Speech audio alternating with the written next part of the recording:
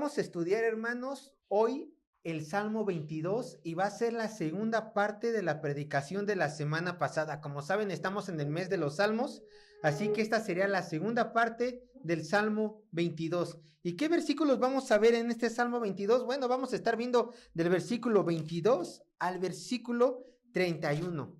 La semana pasada vimos del versículo 1 al versículo 21, pero hoy vamos a continuar con la segunda parte y última de este salmo. ¿Cuál es el título del salmo? El título de este salmo es Un grito de angustia y un grito de alabanza, parte 2. Un grito de angustia y un grito de alabanza, parte 2.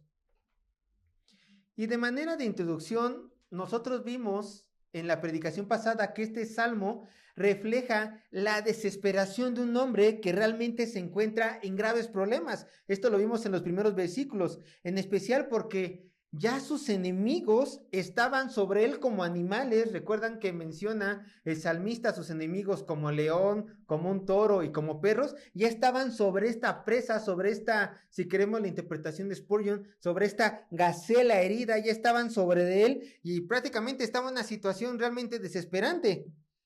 Una situación donde su fe no le alcanzaba para entender el cómo el Señor ocupa muchas veces los problemas para glorificarle. Su fe estaba tan desgastada que el salmista llegó a decir, mi Señor me ha abandonado. Verso 1, ¿por qué? Porque dice, no escuchas mis oraciones. ¿Recuerdan el verso 1 que dice, Dios mío, ¿por qué me has desamparado? Es más, sigue con la siguiente pregunta, ¿por qué estás tan lejos de mi salvación y de las palabras de tu clamor? El salmista estaba mal, el salmista estaba rodeado, el salmista simplemente ya estaba desesperado. Pero lo que este salmista no alcanzaba a ver por la desesperación de su situación, hasta ya después, fue que el Señor Todopoderoso nunca abandona a los suyos y siempre está pendiente de las oraciones de aquel que le busca de corazón. Vayan conmigo al Salmo 145, 18 y vean lo que dice la Escritura con respecto a esta gran verdad. Salmo 145, verso 18.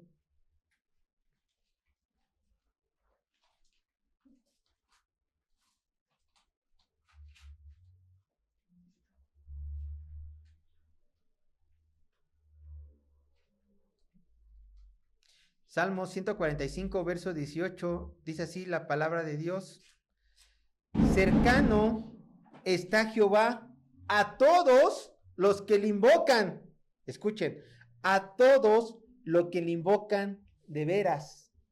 El Señor está cercano a toda persona que invoca su gran nombre, pero siempre y cuando esta persona le invoque de verdad, de un corazón arrepentido, con un entendimiento genuino de quién es Él.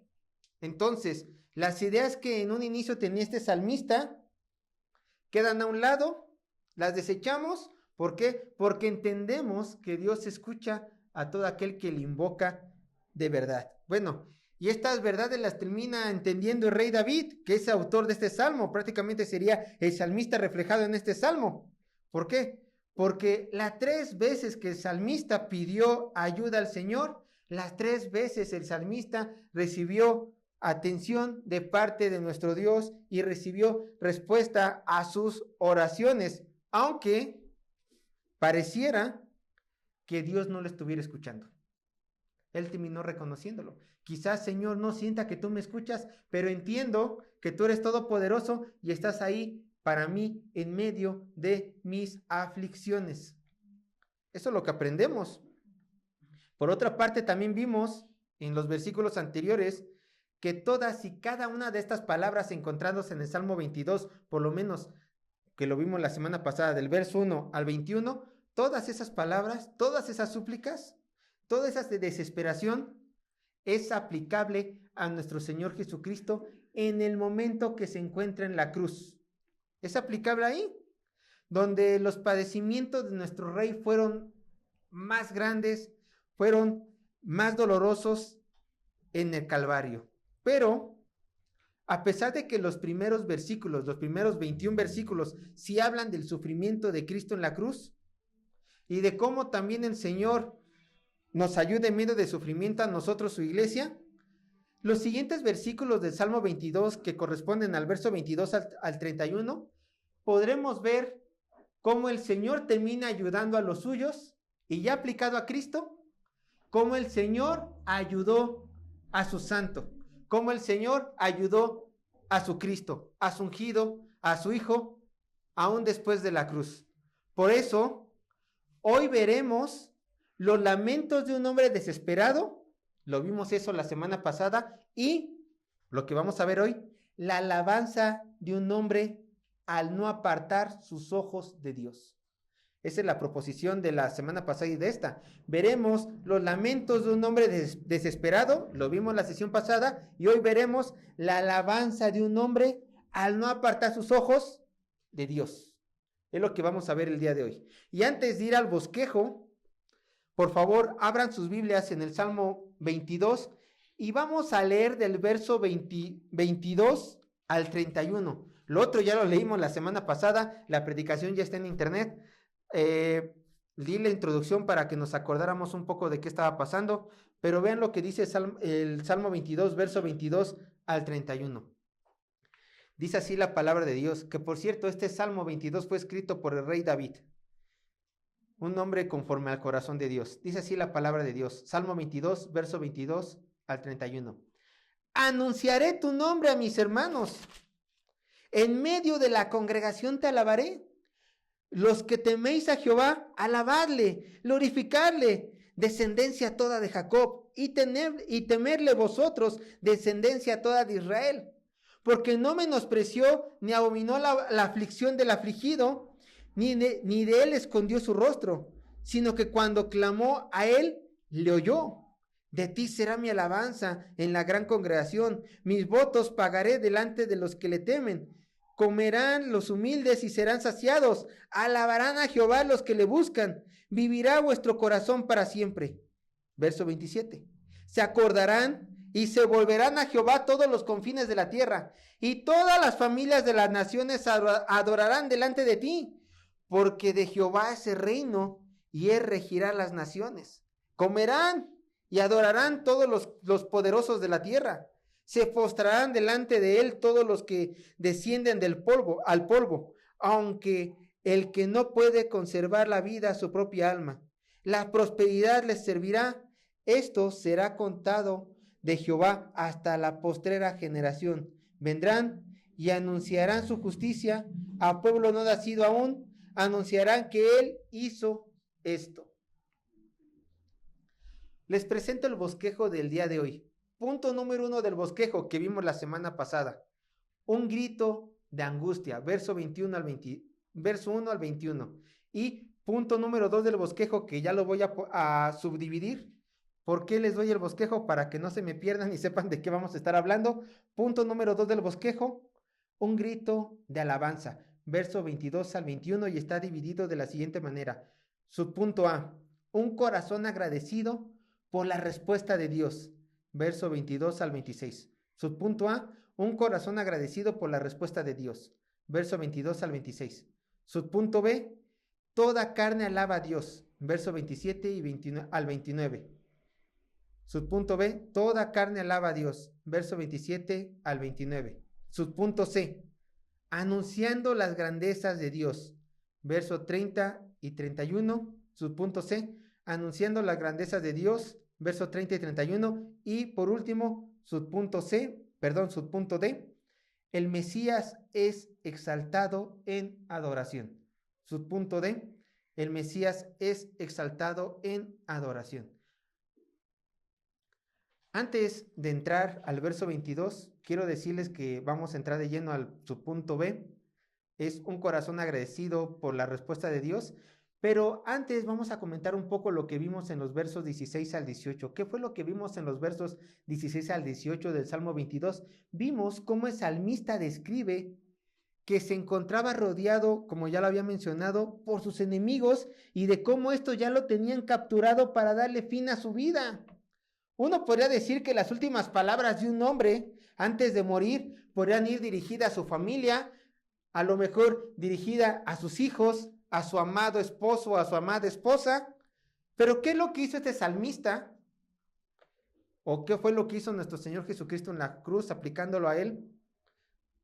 Cuando iba a morir, sus últimas palabras, ¿a quién fueron dirigidas? A Dios. Este hombre, en el contexto, el salmista, y aplicado después a Jesucristo, lo que hicieron antes de morir fue dirigir las palabras al Señor. ¿Por qué? Regresemos al contexto de salmista. Porque Dios es la única persona que puede ayudar a un hombre moribundo en pleno sufrimiento. Solamente Dios. Y esto nos demuestra una cosa, como lo vimos en la predicación pasada. ¿En dónde tenía el corazón el salmista? ¿En su esposa? ¿En sus hijos? ¿En una persona importante que le pueda ayudar? No. En Dios. A ser la última persona que recuerda. En Dios estaba su corazón de este salmista. Entonces, en el siguiente verso, o sea, ya para entrar de lleno al verso 22, veremos un cambio de actitud del salmista y del tono del salmo. ¿Por qué? Porque el salmista deja de pedir ayuda, como lo vimos en los primeros 21 versículos, y ahora el salmista empieza a ¿qué? A alabar y a glorificar al Señor. Entonces es un cambio radical. Y vamos a ver la razón por la cual el salmista empieza a alabar y a glorificar al Señor. Eso lo vamos a ver en el verso 24. Pero bueno, no nos adelantemos. Pero antes de esto, del verso 22 al verso 23, al 26, perdón, del verso 22 al verso 26, veremos, hermanos, 3 actitudes de un hombre agradecido con Dios. Vamos a ver 3 actitudes de un hombre agradecido con Dios. Y la primera actitud la vamos a encontrar en el verso 22 del Salmo 22. Lean conmigo. Vamos, Salmo 22, verso 22. Vean lo que dice la palabra de Dios. Salmo 22, verso 22. Dice así la palabra de Dios. Anunciaré tu nombre a mis hermanos. En medio de la congregación, ¿de qué? Te alabaré. ¿Cuál es la primera actitud que vemos de un hombre agradecido? Es dar a conocer las maravillas de Dios. Dar a conocer las maravillas de Dios. Anunciaré tu nombre a mis hermanos, en medio de la congregación te alabaré. Este verso nos muestra cómo el salmista pasó de estar angustiado y temeroso por su vida a estar, hermanos, feliz y completamente agradecido con su Señor. Y lo manifiesta de la forma más sencilla, pero a la vez de la forma que más le agrada al Señor, cuando sus hijos quieren glorificarlo por agradecimiento. ¿Cuál es esta forma, hermanos? Hablando de sus maravillas, darlo a conocer a otras personas. Ahora, pon atención al texto 22. ¿Cómo inicia el texto 22? El texto 22 dice, anunciaré tu nombre. ¿A quién? A mis hermanos. Bueno, por supuesto que si sientes dicha por lo que Dios ha hecho en tu vida, en especial si te libró de un momento de angustia, ¿qué es lo que tienes que hacer? Dar a conocer lo que Dios hizo en ti a las demás personas. Y yo te animo a que no dejes de hablar de lo mucho que Dios te ha ayudado alrededor de tu vida, testificando de Él a las personas que te rodean. A estas personas que te rodean, sea quien sea, háblale del Dios de maravillas. Háblale de este Dios. Ahora, quiero que recordemos un poco del contexto de este salmo. Este salmo fue escrito por el rey David y está escribiendo este salmo para que lo canten sus compatriotas israelitas. Todavía el reino estaba unido, el reino de Israel no estaba dividido. Entonces le está cantando a todo Israel y le está diciendo a sus hermanos de sangre, anunciaré tu nombre a mis hermanos, o sea, a mis compatriotas. Ahora, esto no significa que estos hermanos sean realmente adoradores del Todopoderoso Dios. Simplemente en el contexto, cuando está hablando de hermanos, se está refiriendo a sus compatriotas. Pero bien, puede ser que sí se esté refiriendo a gente que adora al Señor, pero también puede ser que simplemente está anunciando las maravillas de Dios a sus compatriotas israelitas. Porque bueno, recordarán, ¿no? David era israelita, así como nuestro Señor Jesucristo también era israelita. Es su pueblo del cual nació nuestro Señor Jesucristo. Y antes de que naciera Jesucristo, hubo un hombre llamado David, que fue el rey más prominente de todo el pueblo de Israel, y a este rey se le hizo la promesa de que de su descendencia vendría ¿quién? El Mesías esperado, nuestro Señor Jesucristo. Por lo tanto, tanto el rey David, autor de este salmo, como nuestro Señor Jesucristo, era israelita. Era su nacionalidad, era el país en el cual vivió. Ahora, dejando esto a un lado, yo quiero que entiendan algo. Lo que volvemos a decir cuando dice la palabra hermanos, que el rey David, el salmista, anunciaría lo que Dios había hecho a sus hermanos. Déjenme decirles una cosa. ¿Había israelitas que adoraban al Señor de todo corazón? Claro. Había israelitas que adoraban al Señor con todo su corazón, pero ¿qué creen? Había también israelitas, gente del pueblo de Israel, gente del pueblo de Dios, que no adoraban a su Dios. ¿Cómo lo sabe Sergio? Bueno, porque constantemente en las Escrituras vemos cómo este pueblo se descarriaba al pecado, en lugar de seguir los estatutos del Todopoderoso, manifestados ¿en dónde? En las Escrituras. Vayan conmigo a Jueces 21-25, uno de los pasajes más tristes de toda la Escritura. Jueces 21, verso 25. Jueces, capítulo 21, verso 25.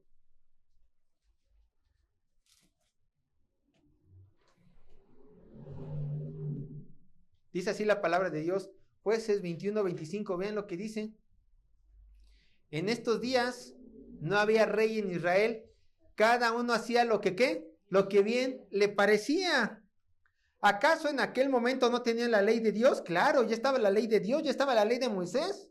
Moisés ya le había proclamado la ley al pueblo de Israel y Dios ya se la había entregado a este pueblo. O sea, era para que el pueblo de Israel siguiera lo que tenían escrito en su Biblia, por así decirlo. Pero este pueblo seguía la palabra de Dios. No, ¿qué dice el texto? Hacía lo que ¿qué? Lo que bien le parecía. Yo tengo la palabra de Dios, pero yo no voy a hacer caso a la palabra de Dios y voy a hacer lo que yo creo que es verdad. Ese es un grave error que cometió el pueblo de Israel. Desechar la palabra de Dios y hacer lo que él bien le parecía. Déjame decirte que tú como humano te equivocas.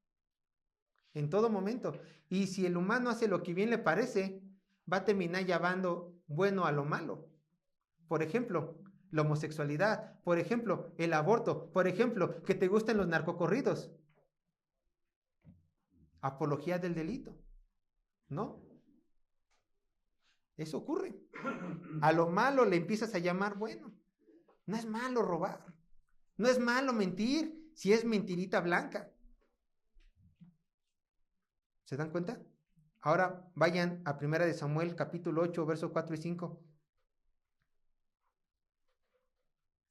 1 de Samuel, capítulo 8, versos 4 y 5.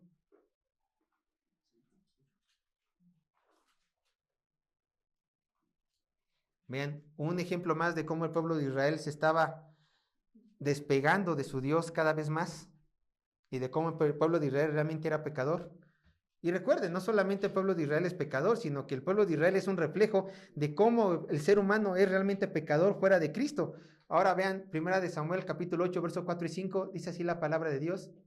Se encuentra en el Antiguo Testamento. 1 de Samuel 4, 8, versos 4 y 5, dice así. Entonces, todos los ancianos de Israel se juntaron y vinieron a Ramá para ver a Samuel. Y le dijeron, he aquí tú has envejecido y tus hijos no andan en tus caminos. Por tanto, constitúyenos ahora un rey que nos juzgue. Pero esta es la palabra clave. Como tienen todas las naciones. El pueblo de Israel estaba diciendo al profeta de Dios. En aquel entonces, antes de que hubiera rey en Israel, el pueblo de Israel se regía por la llamada teocracia, así se le llama teológicamente, teocracia. ¿Cómo era esto? Dios gobernaba por medio de sus profetas y Dios liberaba a su pueblo por medio de jueces. No había rey que los gobernara. Pero ahora, el pueblo de Israel, como hacía cada uno lo que bien le parecía, ya no quería ser gobernado por Dios. ¿Y ahora qué estaba haciendo? Fueron con el profeta de Dios y le dijeron, ¿queremos un rey? ¿Como Dios manda? No, ¿qué dice el texto?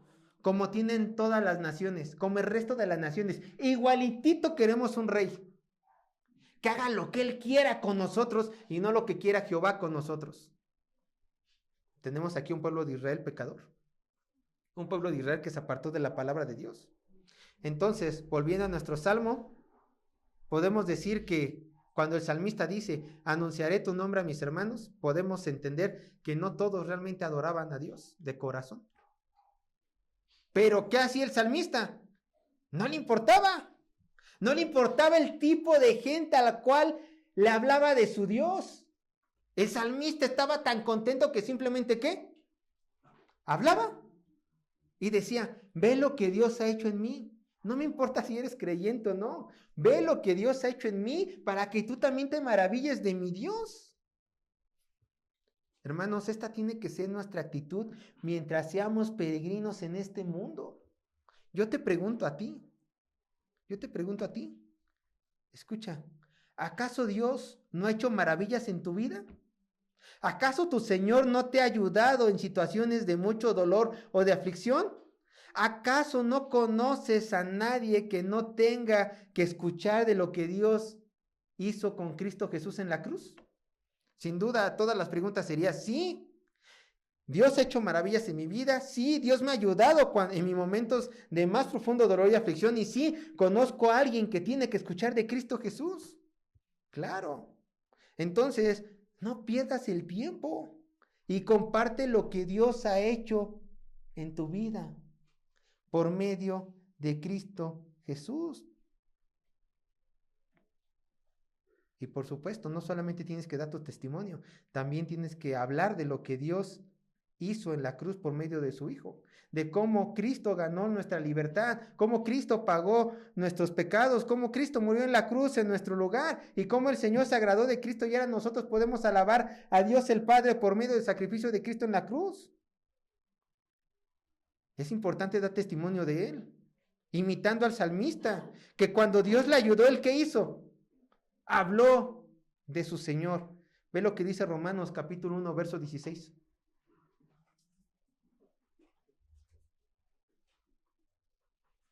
Romanos capítulo 1, verso 16.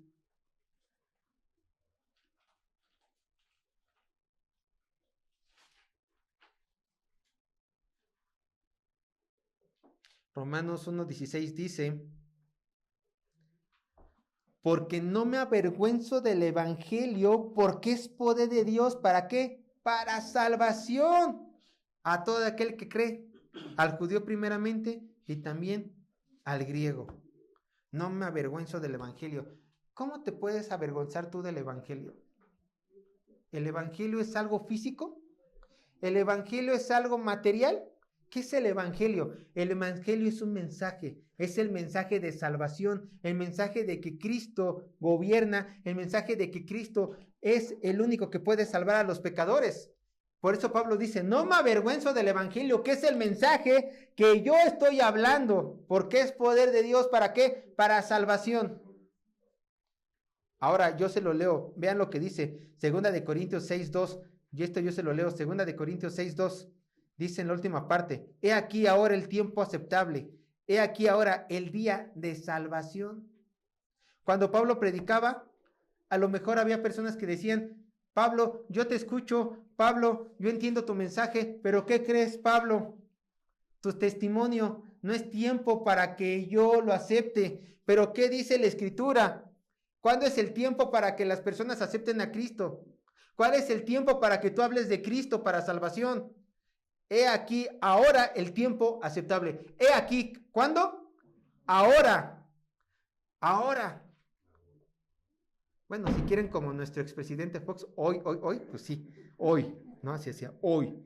Pero ahora es el tiempo aceptable. Hoy. He aquí ahora el día de ¿qué? De salvación. Para que todos testifiquemos de nuestro Señor Jesucristo.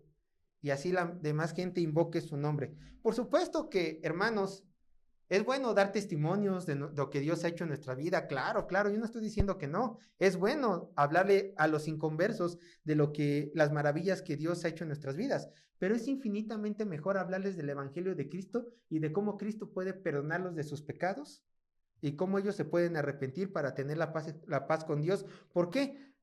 Porque ellos primeramente necesitan salvación. Además, no es lo mismo hablarle a un inconverso de lo que Dios ha hecho con tu vida, porque ellos no te van a entender. Ellos no te van a entender. Cristo fue tan bueno. Perdón, Cristo Chuchín, el vecino de al lado. No, no, no, mi Señor. ¿Tu Señor quién? Así te van a contestar los inconversos. Pero ¿qué pasa cuando tú compartes tu fe, cuando tú compartes lo que Dios ha hecho en tu vida con gente que comparte tus mismos pensamientos, tus mismos ideales? Repito la palabra, tu misma fe, tus mismas creencias. ¿Qué ocurre? Bueno, pues todo cambia, porque ahora tú y él glorifican a Dios juntos, como Dios manda. De hecho, vayan al Salmo 22 y continuemos con el verso 22. Vamos a continuar con la siguiente parte del verso 22. Primero, ¿con quién anunció el mensaje? Con sus hermanos. Vean lo que dice Salmo 22, verso 22. Anunciaré tu nombre a mis hermanos, ¿cierto? Y después continúa diciendo en el verso 22, dice, en medio de la congregación, ¿qué? Te alabaré. Entonces, noten esto. El salmista pasa de hablar de las grandezas de Dios con sus hermanos, que bien pueden o bien no pueden ser creyentes, a alabar de las grandezas de su Dios, a hablar de las grandezas de su Dios en medio de la congregación, en medio del lugar donde todos los creyentes se juntan con un solo propósito, que glorificar al Señor. Entonces aquí ya vemos que ya le está hablando a creyentes genuinos. Tiene la intención de decirles a estos creyentes, mira, hermano mío, ahora sin espíritu, lo que Dios ha hecho en mí. ¿Y esto qué lleva? A que el otro hermano se maraville y que los dos o todos los que escuchen glorifiquen al Señor por sus grandes bondades y porque tú le tienes gratitud a Él. Bueno, prácticamente eso es lo que vamos a hacer el Día de Acción de Gracias, el 28, el jueves 28 de este mes, a las 7 de la noche, los esperamos, que entre todos vamos a hablar de las maravillas que Dios ha hecho con nosotros en este año y entre todos alabarle. Así funciona esto, hermanos. ¿Quién es este Dios que merece alabanza? Acompáñame, Salmo 145, verso 8 y 9. Salmo 145, verso 8 y 9.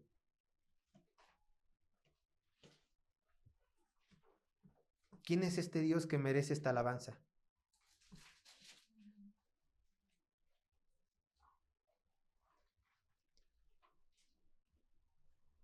Vean lo que dice este salmo. Salmo 145, verso 8 y 9.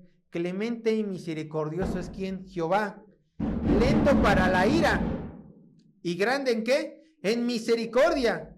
Bueno es Jehová para con todos y sus misericordias sobre todas sus obras. Este es el Dios al cual los cristianos le alabamos. Un Dios clemente, un Dios misericordioso, un Dios bueno, un Dios lento para la ira y grande en obras. Esto está diciendo que Dios no se enoja, no, sino que se tarda en enojar. Y gracias a Dios, si no ya todos estaríamos condenados en el infierno. Pero continuamos con el siguiente verso y vamos a ver la siguiente actitud de un hombre agradecido. Salmo 22, verso 23.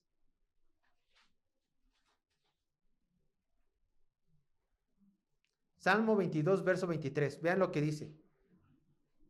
Los que temen a Jehová, alabadle, glorificarle, descendencia toda de Jacob, y temedle vosotros, descendencia toda de ¿quién?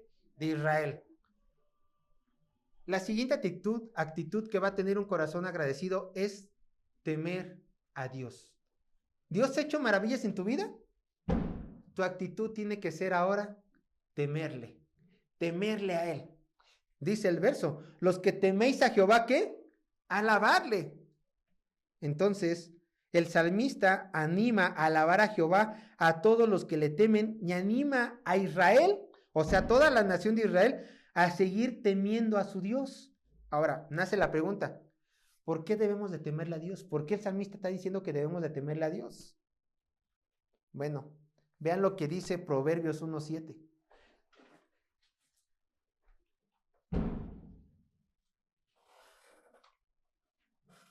Proverbios 1:7.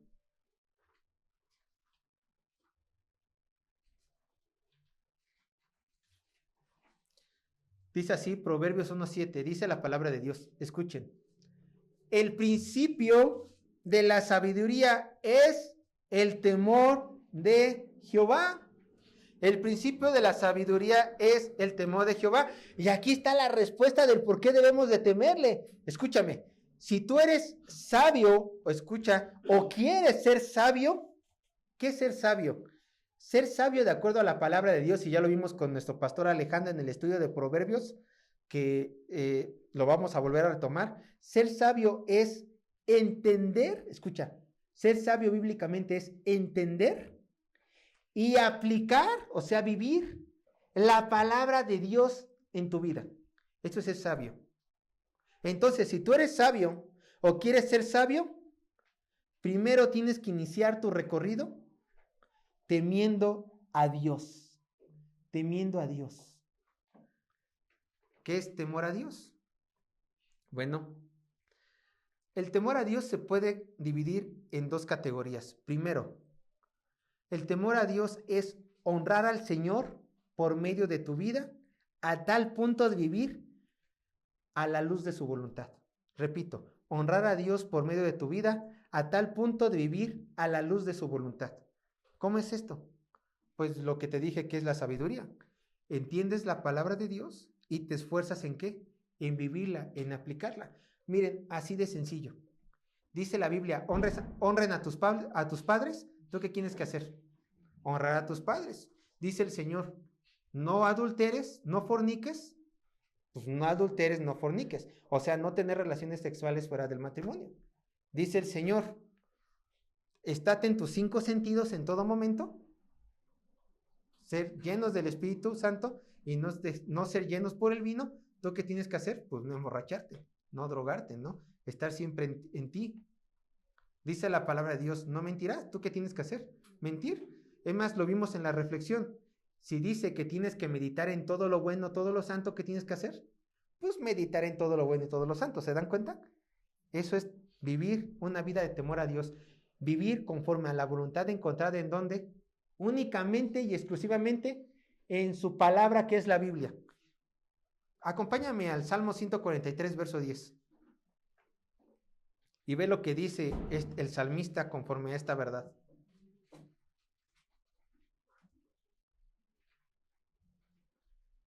Salmo 143, verso 10.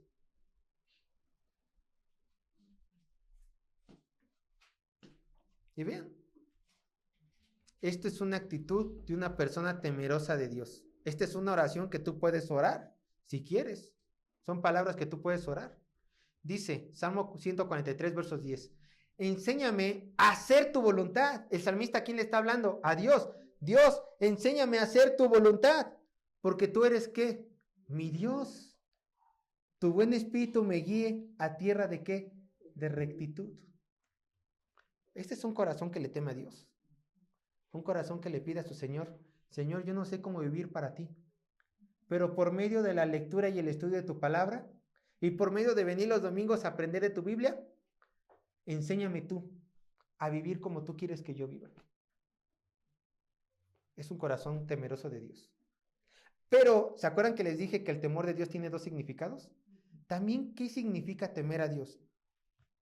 Escucha. Caminar en este mundo sabiendo que al que sirves no solo tiene el poder para salvarte, también tiene el poder para verlo todo, saberlo todo, juzgar con justo juicio y condenar a aquellos que se rebelan en contra de su voluntad al infierno. Eso también es caminar en el temor de Dios. Entiende, entender, saber que el Señor es todopoderoso, el Señor que tú sirves, entender que puede juzgarte por tu pecado si no te has arrepentido y entender que te puede agarrar y te agarrará si no te arrepientes y crees en Cristo, te juzgará y te llevará a un tormento eterno que es el infierno. Ese es temor. Temor a su reprensión, temor a su ira. Temor a que Él es todopoderoso. Ve lo que dice nuestro Señor Jesucristo conforme a Él mismo. Porque Él es el que va a juzgar. Mateo 10:28. Mi Jesús jamás me haría eso. Bueno, pues tienes un Jesús que no es bíblico. Tienes un entendimiento de un Jesús que no existe, porque ve lo que Jesús va a hacer. Mateo 10:28. Dice Mateo 10:28. Y no temáis a los que matan el cuerpo, mas el alma no pueden matar. Temed más bien a aquel que puede destruir el alma y el cuerpo, ¿en dónde? En el infierno. Teme a este Dios, a este Cristo, que si no te arrepientes, que si sigues en tu vida de pecado, va a destruir tu alma, ¿en dónde? En el infierno. Ahora, esta destrucción no se está refiriendo aquí a Cristo, a una aniquilación como los aniquilacionistas dicen, de que, uy, me va a aventar al infierno y dejo de existir. No, te va a aventar al infierno y vas a sufrir por toda la eternidad, y en el día de gran juicio te va a sacar del infierno si es que ahorita mueres, y después te va a aventar al lago de fuego donde vas a sufrir más. Este es el Dios al que hay que temer, aquel que puede, de acuerdo a palabras del Señor Jesucristo, destruir, matar el alma. Pero Jesucristo condena por condenar. No, solamente condena a quienes, a los que no se han arrepentido y creído en su nombre. Nada más, nada más. Si tú has creído en Cristo Jesús como tu Señor y Salvador, no temas. No temas, estás seguro, estás segura. Cristo ya murió por ti en la cruz. Ya no hay por qué temer a la muerte, a la segunda muerte. Pero si no has creído en Cristo Jesús como tu Señor y Salvador, pues teme. Teme por tu alma, teme por tu vida, teme por tu eternidad, y mejor arrepiéntete. Y vive a la luz de lo que Él te enseña en su santa palabra que tienes en tus manos. Así funciona esto. Entonces, regresando al Salmo, solamente, escúchame, solamente las personas que le temen a Yahvé, a Jehová, a Dios, son las personas que tienen el derecho de ¿qué? De alabarle. Y son las únicas personas que tienen el privilegio de ser escuchadas por Dios y que sus oraciones sean contestadas. A propósito, ¿saben por qué el salmista ya estaba contento? ¿Por qué pasamos del verso 21 del verso 1 al verso 21 con pura angustia? ¿Y por qué ya pasamos ahora del verso 22 al 31 con un salmista gozoso? Bueno, la respuesta la encontramos en el Salmo 22, verso 24. Salmo 22, verso 24.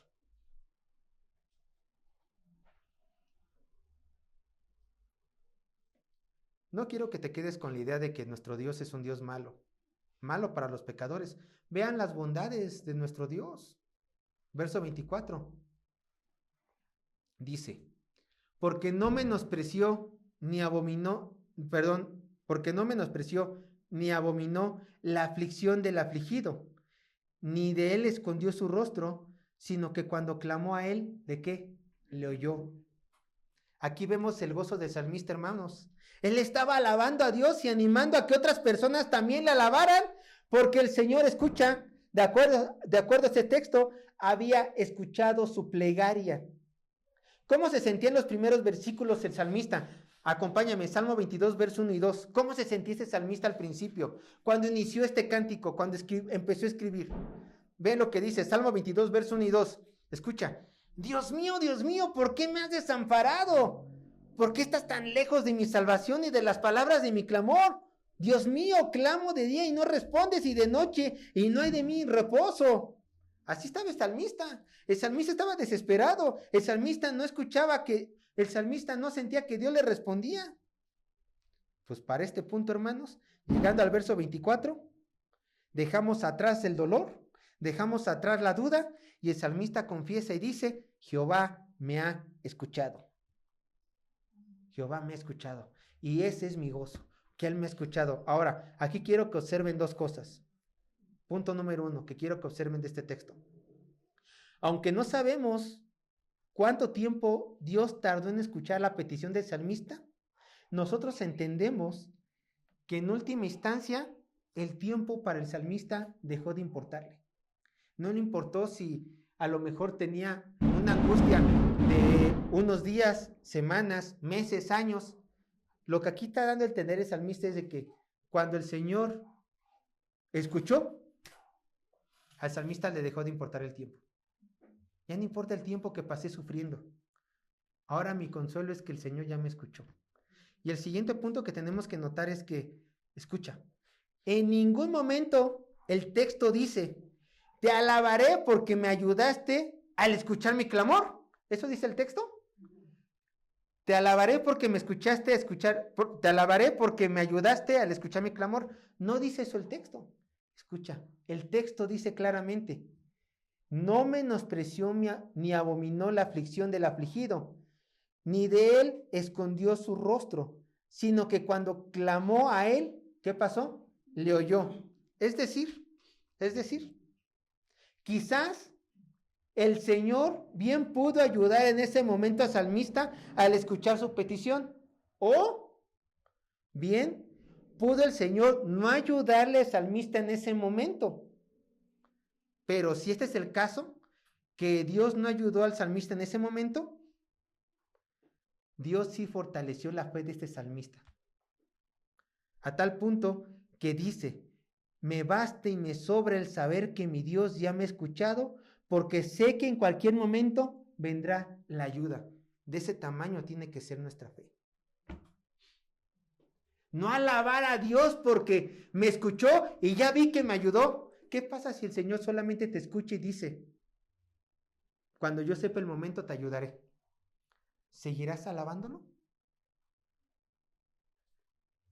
¿Acaso escucho por ahí que algunos de ustedes dicen que no alaba a Dios hasta que Dios le ayude? ¿Acaso alguno de ustedes está diciendo que no piensa levantar alabanzas a Dios hasta que el Señor resuelva su caso? Pues déjame decirte a ti que piensas de esta manera. Mal hecho.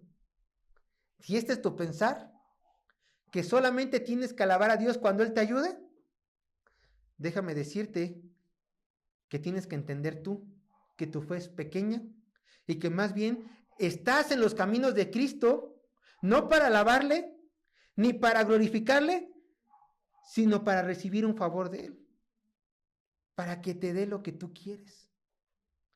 Si este es tu sentir, te exhorto a que te arrepientas y pidas perdón por tu pecado, ya que solo de un corazón soberbio y lleno de maldad pueden hacer la idea de que Dios existe para servirte a ti y complacerte a ti. Nada más de un corazón soberbio y malvado. Escucha con atención. Si Dios es Dios, que lo es, y tú, simple hombre, que vienes del polvo, que lo eres porque de ahí vienes, es tu obligación como creación adorar al Creador y estar conforme con lo que Él te da en la circunstancia que Él te colocó. Tú puedes orar a Dios y pedirle ayuda, claro. Te animo a que lo hagas. Pero es de Dios el saber cuándo te va a responder. Y mientras te responde o no, ¿tú qué tienes que hacer, creación? Adorarle y darle gracias porque aún respiras en esta vida. Y sentirte gozoso con esa fe que tienes salmista en decir, Señor, no veo tu ayuda, pero entiendo por tu palabra que tú me escuchas porque tú escuchas a los santos. Tú no menosprecias a los que te buscan de verdad. Así que, Señor, humildemente espero mi ayuda hasta que tú quieras. De hecho, en muchas iglesias, ¿cómo les enseñan a orar a las personas? Declaro, decreto, arrebato. ¿Sabes cómo es la oración bíblica? Padre nuestro que estás en los cielos, santificado sea tu nombre. Venga a tu reino. Escucha. Hágase, ¿qué?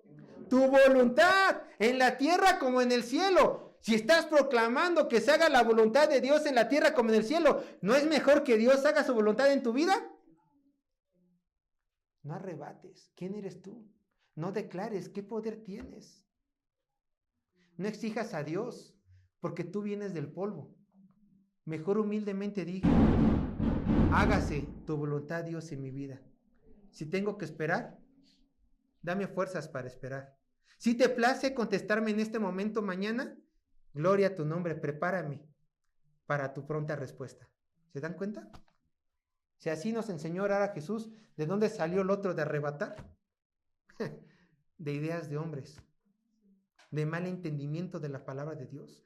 Vuelvo a repetir las palabras, de un corazón malvado y soberbio que quiere obligar a Dios que le dé lo que su malvado corazón pide.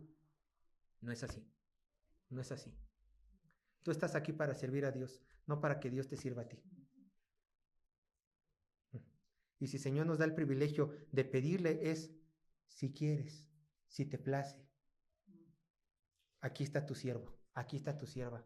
Ayúdame, humildemente te ruego que no tarde tu ayuda. Pero bueno, vamos a continuar con los siguientes versículos. Salmo 22, verso 25 al 26.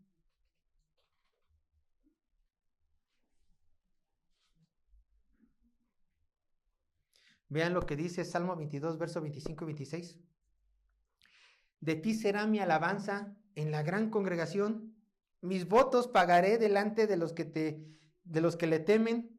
Comerán los humildes y serán saciados. Alabarán a Jehová los que le buscan. Vivirá vuestro corazón para siempre. La tercera característica de un corazón agradecido es alabar a Jehová.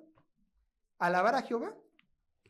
La alabanza es la tercera actitud que debemos de aprender de salmista, y por lo visto este hombre sabía alabar a su Dios, ya que entendía que el Todopoderoso es digno de que su pueblo proclame sus maravillas y aunque declare cuánto confía en su Dios. Esa es la alabanza a Dios. Ahora, yo te pregunto, ¿la alabanza a Dios puede provenir de un corazón que desconoce a su Dios? No. Escucha. La verdadera alabanza, como nos demuestra el salmista, siempre va a proceder de un corazón que conoce a su Señor de una manera íntima, personal. Sergio, ¿cómo puedo yo conocer a ese Dios de manera íntima y personal? Bueno, leyendo la Biblia y orando. Nada más. ¿Por qué? Porque en la palabra de Dios está escrito cómo Dios es en realidad. En la palabra de Dios nos está escrito qué es lo que Dios anhela de nosotros. En la palabra de Dios está escrito quién es ese verdadero Dios y cómo es. Entonces, si tú realmente buscas alabarle como el salmista le estaba alabando los versos 25 y 26 y los otros versos que hemos estado leyendo, tú tienes que conocerlo como él realmente quiere ser conocido. Y eso requiere esfuerzo, dedicación, estudio, meditación, entrega de tu parte, para decir, Señor, no voy a escuchar las teorías conspirativas de YouTube, Señor, no voy a escuchar a falsos maestros, falsos profetas, Señor, solamente te voy a encontrar por medio de tu santa palabra. Muéstrame quién tú eres, por medio de las predicaciones y por medio de tu santo libro. ¿Se dan cuenta? Solamente así puede ser un verdadero adorador. Un adorador en espíritu y en verdad. Y una vez que hayas entendido quién es este verdadero Dios, poner por obra lo que este Dios te manda que hagas. Solamente así vas a poder adorar. Porque créeme, es muy fácil venir los domingos y cantar a Dios. Canción bonita, entre todos. Somos poquitos, pero bueno, somos machos, ¿no? Y mujeres, muchas mujeres. Entonces, pero de todas maneras, es muy fácil adorar cuando a lo mejor el ambiente está propicio para cantar, pero esa no es la verdadera adoración. La verdadera adoración es vivir una vida como Dios te manda que la vivas, cueste lo que te cueste. Esa es la verdadera adoración. Vamos, los siguientes subpuntos ya van a ser más rápidos, hermanos, no se preocupen, bríndenme un poco más de su tiempo, no tardo mucho. Vean lo que dice el verso 27 al 29 del Salmo 22. Vean lo que dice. Salmo 22, verso 27 al 29, dice así la palabra de Dios. Se acordarán y se volverán a Jehová todos los confines de la tierra, y todas las familias de las naciones adorarán delante de ti, porque de Jehová es el reino, y él regirá las naciones, comerán y adorarán todos los poderosos de la tierra. Se postrarán delante de él todos los que descienden al polvo, aunque el que no puede conservar la vida a su propia alma. Bueno, después de la alabanza personal, aquí el salmista está profetizando algo que sin duda no ha ocurrido, pero que va a ocurrir en el futuro. ¿Qué es? Que todos los hombres hermanos van a alabar al Señor, ya sea como salvación o ya sea como en condenación, pero todos van a decir Cristo es el Señor todopoderoso. Y de hecho, bien, hay versículos que hablan, hay varios versículos, pero solamente les voy a dar uno, donde habla que en un futuro, cuando nuestro Cristo venga a reinar, todas las naciones, o sea, todos los salvos, de todo donde hemos salido los salvos, vamos a adorar a este Dios todopoderoso. Yo lo leo, Salmo 86, versos 9 y 10, dice, todas las naciones que hiciste vendrán y adorarán delante de ti, Señor, y glorificarán tu nombre, porque tú eres grande y hacedor de maravillas, solo tú eres Dios. Espérate tantito. Esto va a ocurrir en un futuro. No te desesperes. Todos adoraremos al Señor. Todos los cristianos de todas las naciones iremos a su santo monte, a su santo trono, y todos juntos adoraremos a este Rey. Vean lo que dice del verso 30 al 31. Dice así la palabra de Dios. Termina así el salmista con su salmo. La posteridad les servirá. Esto será contado de Jehová hasta la postrera generación. Vendrán y anunciarán su justicia. A pueblo no nacido aún anunciarán que él hizo esto. Y el salmista concluye su salmo con una mirada al futuro, donde una vez más nos vuelve a decir que en un futuro, espero no muy lejano, todos adoraremos a nuestro Señor. Las generaciones, imagínate, desde que se escribió este salmo hasta el día de hoy, ya pasaron muchas generaciones. De hecho, de eso habla las futuras generaciones, nos incluyen nosotros y las que han de venir. Todos juntos adoraremos este Dios todopoderoso. Y así el salmista concluye, Señor, te alabo, estoy contento, tú me has escuchado, pero mi gozo va más allá de esta vida porque llegará un momento en donde todos los que te adoramos estaremos juntos en la Nueva Jerusalén y todos juntos te vamos a adorar, ahora sí con corazones puros, corazones entregados a ti. El salmista termina como viendo al futuro y diciendo, ya me veo entre ellos. Y así nosotros también, ya me vi, ¿no? Ya me vi. Estando ahí cantando al Señor, estando ahí con nuestros hermanos en Cristo. Yo espero que todos ustedes estén con nosotros, que estén conmigo, y yo espero estar con ustedes. Así que el Señor sabe que nuestras almas dependen de Él. Pero antes de concluir, hermanos, ya para terminar, y así quiero cerrar esto, quiero mostrarles algo. ¿Se acuerdan que todo esto, ya terminamos el Salmo, o sea, ya terminamos de ver el último versículo, pero recuerden, a la luz del contexto, ya les expliqué, ya les interpreté a la luz del contexto del salmista, pero lo vimos la sesión pasada. ¿En quién aplica este salmo? A Cristo. Cuando el Señor Jesucristo, estando en la cruz, de acuerdo a Mateo, citó, ¿se acuerdan? Dios mío, ¿por qué me has desamparado? Y otros, los fariseos y los escribas, dijeron, ¿se está encomendando Elías a su Dios que él lo salve? ¿Se acuerdan? Bueno, ahí Jesucristo estaba diciendo, citando este salmo y diciendo, este salmo se está cumpliendo en mí. Ya vimos que en el verso 1 al 21, cómo se cumplieron los padecimientos de la cruz en Cristo Jesús, ¿no? Bueno, ahora vamos a ver qué es lo que se cumple del verso 22 al verso 31, después del gran gozo que llevó esos padecimientos. Bueno, ¿cómo es esto posible? ¿Cómo es posible que en medio del tanto dolor nuestro Señor Jesucristo haya levantado en este salmo al mismo tiempo del verso 22 a 31 un clamor de victoria donde se proclama rey sobre todos sus enemigos? ¿Cómo es esto posible? ¿Cómo es posible que después del dolor que sentí en la cruz nuestro Señor Jesucristo, al separarse del Padre por un tiempo que nada más Dios sabrá, termina este mismo Cristo diciendo, yo triunfaré? Bueno, te doy la respuesta. Porque el Padre aceptó el sacrificio perfecto de Cristo en la cruz, lo cual provocó que la muerte no tuviera poder sobre él. Y al ser resucitado al tercer día, volvió al cielo y tomó su lugar que siempre le había correspondido, estar a la diestra de Dios. Ahora, ¿qué trajo el sufrimiento? ¿Qué buenas cosas trajo el sufrimiento de Cristo en la cruz? ¿Qué buenas cosas trajo el sufrimiento de Cristo en la cruz? Trajo 4 buenas cosas. Y es un pequeño resumen para terminar. 1. Nos mostró a la humanidad sumisión y obediencia al Padre. ¿Por qué?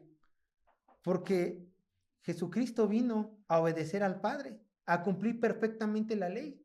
Y a nosotros ver su testimonio, que Él cumplió hasta la cruz, hasta la muerte de cruz, que Él cumplió con toda la voluntad de Dios, nos anima a los creyentes a ¿qué? A seguir sus pasos en obediencia.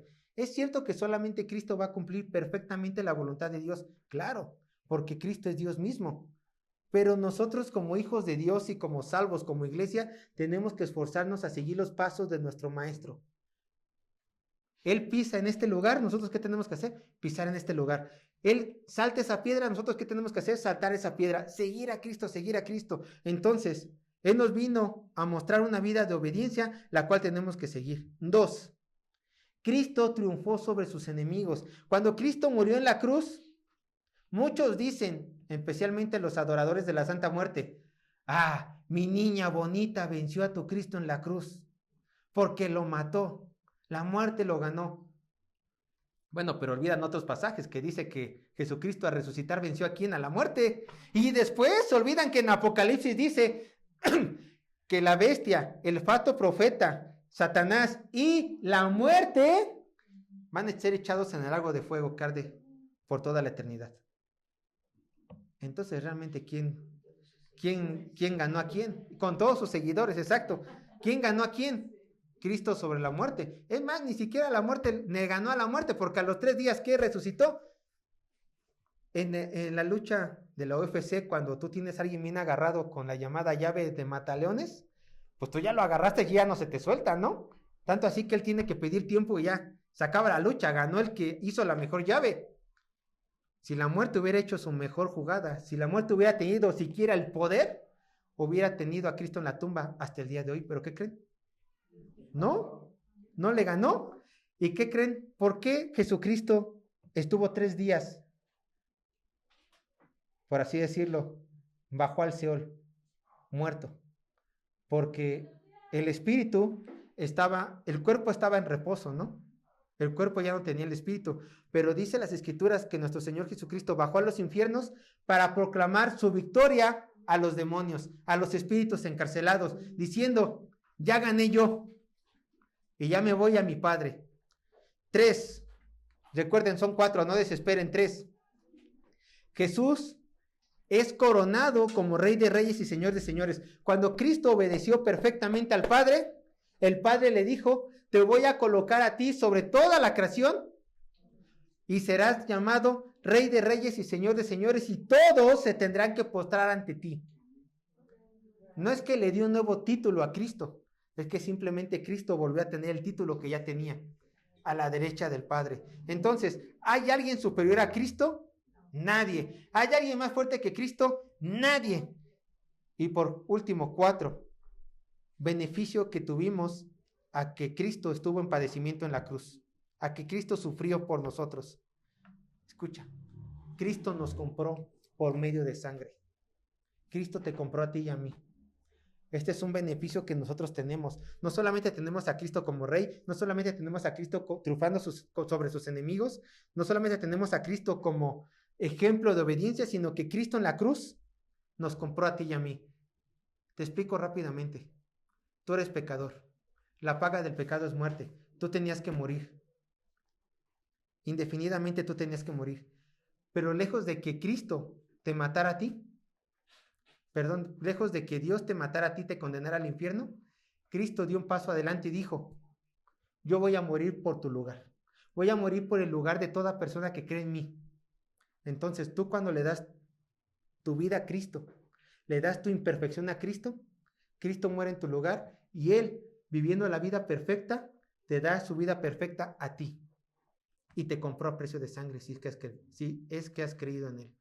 Entonces, hermanos, gracias a Dios por este salmo y glorifiquémonos por los padecimientos de Cristo y por la victoria de Cristo dada en la cruz. Gloria a Dios, hermanos.